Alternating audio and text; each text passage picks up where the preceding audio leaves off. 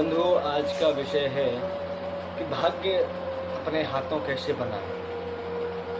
इस सृष्टि के कण कण का विधान परमात्मा के हाथ में है। उसे चाहे अटल नियम कहें, काल कहें, विधाता या परमेश्वर, बात एक ही है। उसे मानना अवश्य पड़ता है साथियों। किंतु मनुष्य का निज का भी अपने भाग्य विधान से कुछ संबंध अवश्य है। इस बात से इनकार नहीं किया जा सकता कि मनुष्य स्वाधीन नहीं है। उसका जीवन परमात्मा के विधान के अनुसार चलता रहता है। ईश्वर ने कर्म फल का एक सुदृढ़ नियम बनाया है। इसी के अनुसार मनुष्य का भाग्य बनता है और बिगड़ता भी है। भ्रम इस बात से पैदा हो जाता है कि कई बार प्रत्यक्ष रूप से कार्य करने पर भी उसका परिणाम विपरीत होता है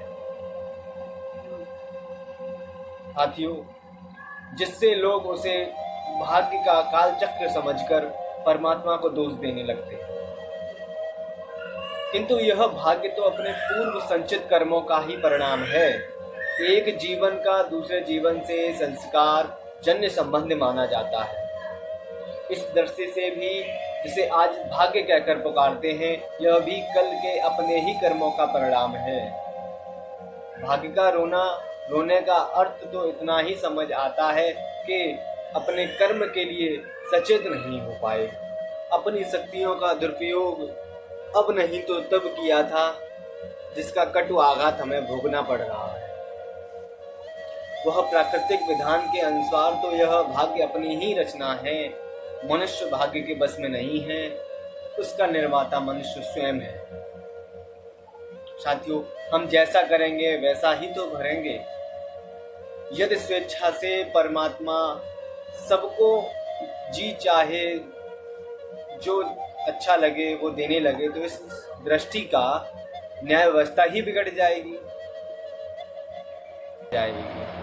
अपना कल्याण करने का अधिकार हमें ही है। इसके लिए किसी को दोषी नहीं ठहराया जा सकता। अपने सुख दुख, उन्नति अवनति, कल्याण अकल्याण, स्वर्ग और नरक का कारण मनुष्य स्वयं है।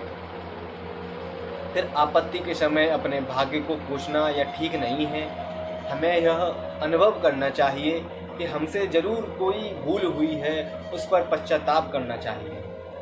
यथा संयम न रखने के कारण आपका स्वास्थ्य गिर गया है, ऋतु परिवर्तन के कारण आपका शरीर उसको समर्थ नहीं है झेलने में, सिर कभी कभी सिर दर्द करता है, कभी जुकाम हो जाता है।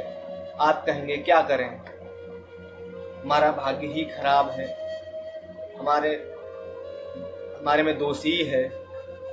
बंधु, भाग्य का दोष नहीं है। आप थोड़ा सा भी निष्पक्षता से विचार करिए, कठोरता से सत्य की साक्षी में विचार करें, तो आप यह मानने में विवश होंगे कि आपने असंयम के कारण ही यह स्थिति बना ली है, जिसमें आपको कठिनाइयों का सामना करना पड़ रहा है।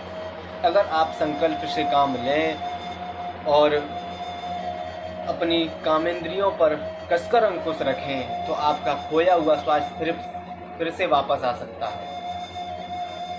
पाना या खोना भाग्य के हाथ की बात नहीं है। दूसरे व्यक्ति अपने पास के साधन संपन्न व्यक्तियों को देखकर ईर्ष्या से जलते हुए सोचते हैं कि वह कितना भाग्य अच्छा है उसका, कि उसके पास पैसा है, कोठी है, गाड़ी है, और हमारा क्या, हमारे पास तो मुसीबत ही पहाड़ है, मुसीबत का ही पहाड़ आया गिरा हुआ है, हमारा भाग्य ही खराब है। किंतु क्या आपने उनको समझने का प्रयास किया है कि जिसके कारण आप निर्धन हैं? आप देखिए, आपके जीवन में जरूर कहीं आलस्य, अकर्मण्यता का चोर छपा हुआ है। इसे भगाइए, इसी ने ही आपको निर्धन बनाया है। भगवान को तो आप बेवजह कोसते। महान विचारक वर्जिल ने कहा है कि आपका पिता, अभिभावक, संरक्षण, पालक परमात्मा आपका सभी कुछ है। उसकी अकृपा भला आप पर क्यों होगी? क्या यह सच नहीं है कि उसने आपको यह अमूल्य मनुष्य शरीर दिया है, बुद्धि दी है, विवेक दी है, कुछ अपनी इन शक्तियों से भी काम लीजिए, फिर देखिए आपका भाग्य बनता है कि नहीं। कर्म चाहे वह आज के हों अथवा पूर्व जीवन के, उनका परिणाम निश्चित है, उनका परिणाम अवश्य मिलेगा। परिणाम से मनुष्य बच नहीं सकता, कर्मों का संपादन मनुष्य स्वयं करता है। अतः अपने अच्छे बुरे भाग्य का निर्णायक भी वही है। अतः सत्कर्मों के द्वारा अपना भविष्य सुधार लें। जो इस बात को समझ लेंगे और इस पर आचरण करेंगे, उनको कभी दुर्भाग्य का दुख रोना नहीं पड़ेगा। साथियों, अतः इसी के द्वारा हम अपने भाग्य को अपने हाथों बना सकते हैं। इसी के साथ मैं अपने वाणी को यहीं विराम देता हूँ। तब तक के लिए जय श्री राधे, जय श्री कृष्ण।